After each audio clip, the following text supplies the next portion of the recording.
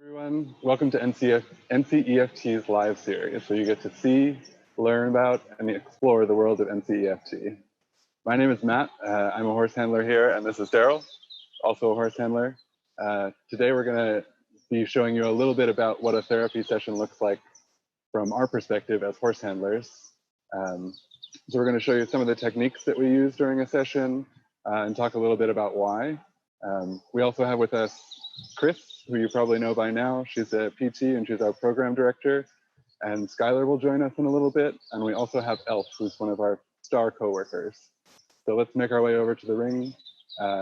Justin here is doing our filming, and Alondra is moderating from home. So let's get in touch with her. Here we go. So this is Elf, one of our favorite coworkers.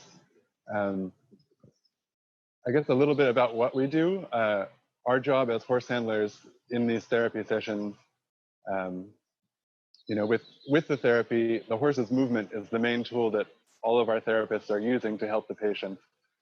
So our job is to make sure that those movements happen at the right time and that they're of good quality. And we have several ways that we could go about doing that. So we're just going to demonstrate a few. The first one we're going to do is in hand. So that would be just like leading the horse. And so Daryl's going to go through a little pattern, and we'll see what that looks like, and then we'll maybe show you a different technique that we probably like a little better.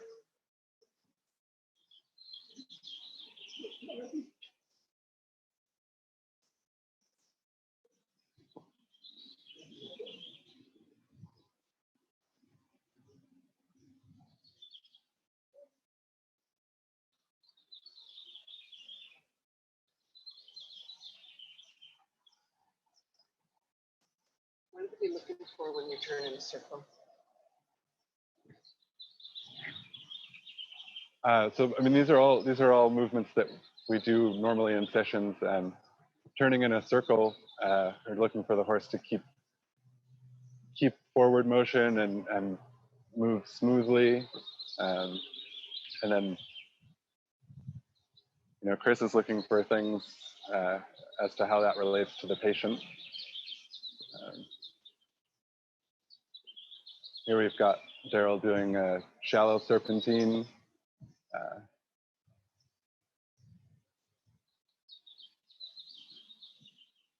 Yeah, and it's good to know, like, what do you guys think about when, I mean, I know what I'm looking at from my PT perspective, but it's nice to hear it from Right. our perspective. The next thing we're going to show you is long lining. And so that's just a different way that we can sort of provide these different movements. What we're looking for ideally is some nice, fluid, smooth movement. So when Chris asks us to do something, or any of our therapists, we're able to get the horse to do it, at the right time, but also correctly. When we do things in hand, I think Daryl probably noticed Elf maybe wasn't the most focused on what he was doing, and maybe was a little bit focused on Daryl. So it can sometimes be trickier to get the horse's focus and really get the quality of movement when you're at the horse's head. But so when we're long lining, Daryl's actually positioned behind the horse, and it's a little bit similar to riding. So he's got essentially reins to the bridle. So he can communicate with Elf that way, but he can also from behind sort of engage Elf a little more, so that Elf is really using his hind end, which will make his whole body work more and will provide a much better input for the patient. The more movement throughout Elf's body, the more the patient is going to get out of what we're doing. So maybe we'll do a similar pattern and see how it looks.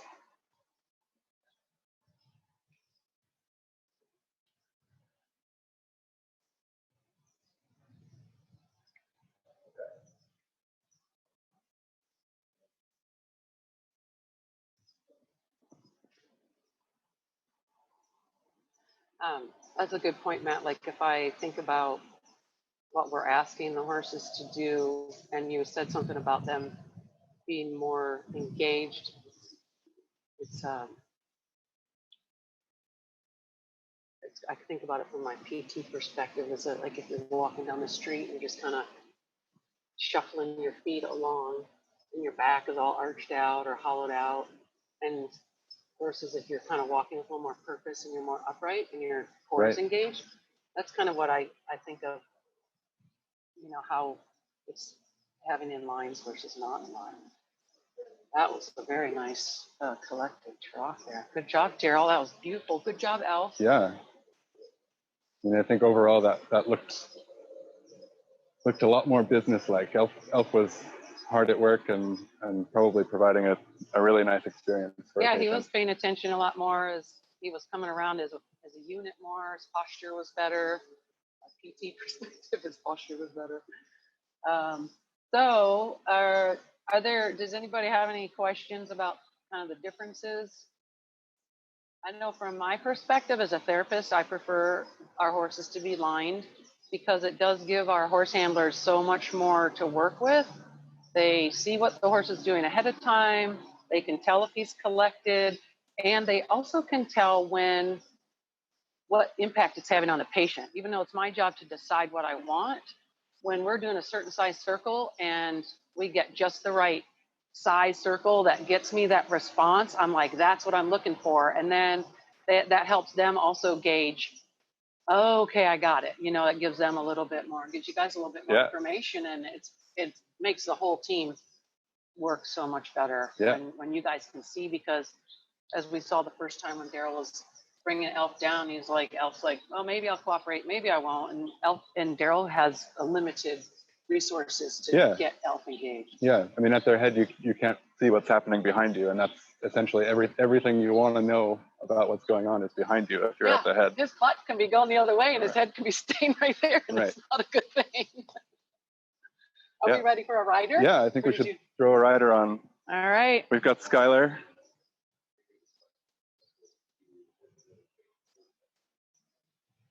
Hopefully not.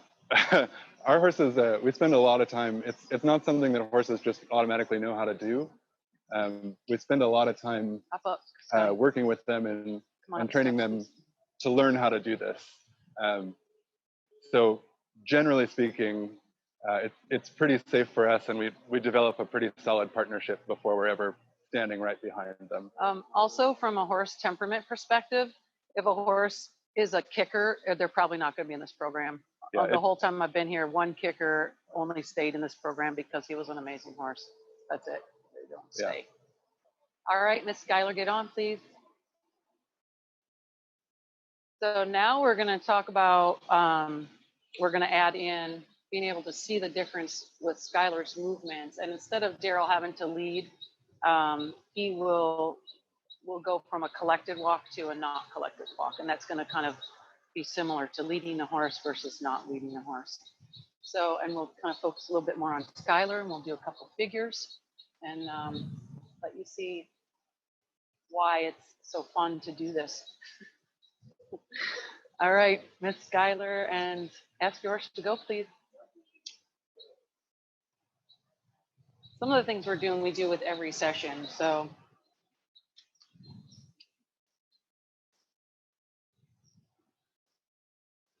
and we're trying to teach Schuyler how to ride like a regular person who's not really in charge of moving the horse.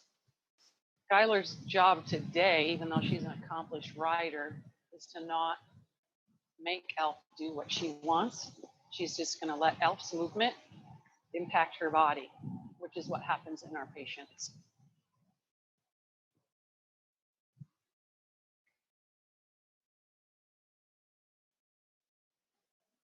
So we're just going to let her, and if you can kind of watch how much movement she has in her pelvis. And Schuyler, you can just let your arms relax on your thighs or just behind them, whatever. Just let your arms kind of drape a little bit. Oh, Elf took a little trip. Yeah, turned him loose. So now if you look at the line and where Elf's head is, you can see that he's kind of just doing whatever. He's not going to be very responsive. We'll go back down again. Let's try that again a little bit. And now we're going to collect him up a little bit. And what that's going to do for Skylar is allow her to have a smaller range of motion, if I want to put it that way, for what her pelvis movement is. It's kind of like when you go to the gym and you're strengthening and you only strengthen in a small range of motion. Sometimes you want that because that's where you can have your best. And look at these nice little circles that are very precise. We can work on a lot of things that Alondra was talking about the other day with changing positions. We can do that just from sitting forward on the horse. So if we want to do, and Alondra was talking about working the side of a person, their side trunk, then we can do a circle. Daryl, can you do like a medium circle? And if we can get that from more of a behind position, that would be good.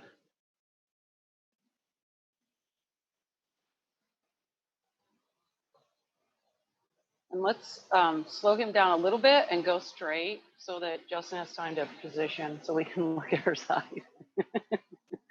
Elf, is it, huh? Oh, yeah. Yeah, that's what we're doing right now. So we're gonna watch either side of Sky's trunk. And then we're gonna do, let's just do like a medium circle and watch what happens to her trunk on the inside of the circle versus the outside of the circle. Might be a little hard to see because we might need to do a little bigger circle so Justin can stay. So what typically we're looking for is that shortening on the inside of the circle. That's a natural response that our body wants to have. And Sky's gonna have a natural response because she's not riding right now. If she was riding, she might not do that. That's good, just go straight because I'm getting dizzy. And then we'll let Sky's trunk slide, straighten back up too. So we can do circles to shorten or strengthen one side of the trunk at a time. If somebody has a weak trunk or a trunk side that's too long compared to the other side, we can stretch the short side and strengthen the long side during a circle. Another reason we might use a circle, can you go back on the rail, Daryl? Is to push a person on or off the center of the horse. If they're not really quite in the center, can you do a curly fry, please? So Justin, stay right there. A curly fry is a really tight circle, and usually we do about 3 of them down the long side. Woo, see how Skylar's hips went out to the outside, and she just had to make herself come back to the middle because she's not riding like a good student. There you go, good job. Scoot back to the middle, Skylar. So if somebody can't really figure out where their midline is, we can make their midline a little more noticeable, is the best way I can put it, and make them realize they're not in the center and they have to move back in. And then that inside's still strengthening. So let's do a front, like some walk halts, and then I think that'll be, so that's kind of how you work the sides of the trunk, just using the horse movement and a person sitting just straight up forward like all of us would sit. And the other thing that I forgot to finish my thought on earlier was a collected walk. So here you can see that she is strengthening the front and the back of her trunk because she has this hold herself steady while the horse movement changes. We can add Alondra's talking about, the frontwards and backwards to make this even more challenging, or sideways. And I think she mentioned that on Tuesday. So let's halt here for a second. Yeah, so the other reason, the thing that I was going to talk about was that in its purest form, the use of equine movement for PT has the person sitting forward. And that's because the way the horse and human anatomy fits together.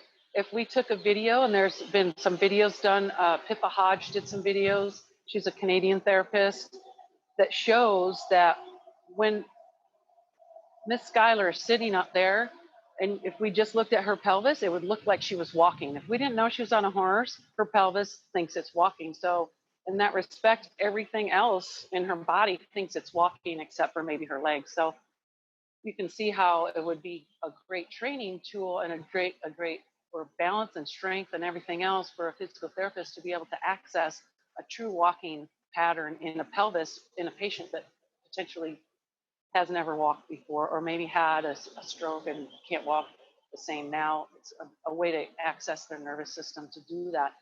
So let's walk in that sloppy walk, and then we'll be done. But so if I want to loosen Skylar up or my patient, I might have Elf walk out in a big range of motion, do some stretching, and open up her range of motion a little bit. And then if I want to strengthen her in a more functional way, I would have the horse handler. Can you just keep going on the rail and then collect him? Talking about that smaller range of motion. And Elf is really nice for this. Elf and Daryl can really get a little bit more collection. And now we're talking about a range of motion that hopefully she's going to use while she's walking. So instead of that big old stretchy one, we're going to work in a smaller amount of movement, which will be more effective for her, and we can apply a lot more strength. There's a lot more energy going into her, so there's a lot more challenge. And it feels better organizationally for patients too that don't really have that coordination down, like somebody that is a typical neurodevelopment.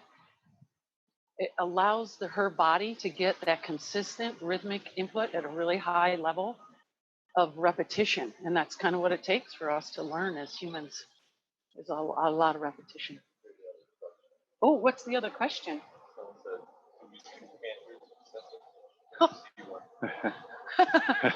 Oh, heavens, no. Typically in a session, there are two sidewalkers walking alongside of our clients at all times. We're just not doing that because Skylar's an able-bodied person, but the canter is not an effective gait for doing therapy. The walk is effective, the trot can be effective, and then as far as doing a canter with a horse handler back there in the reins, I'd like to see that. That would be somebody very athletic. Daryl's not down. You're down to try it or not?